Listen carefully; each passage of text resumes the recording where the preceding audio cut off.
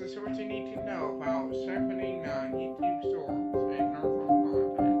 So how do you do it? Well, with source, you go to the YouTube source read what we call it.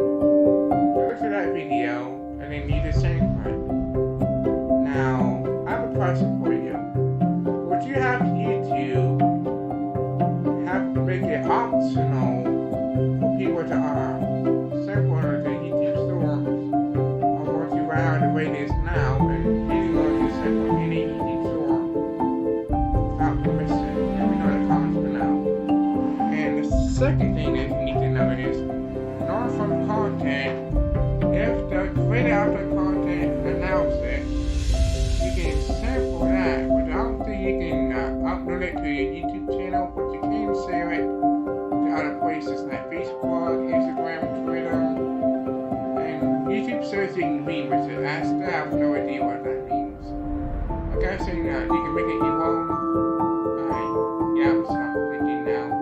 It's making my way hard, but yeah. But guess what? You can opt out and call. That means every video you have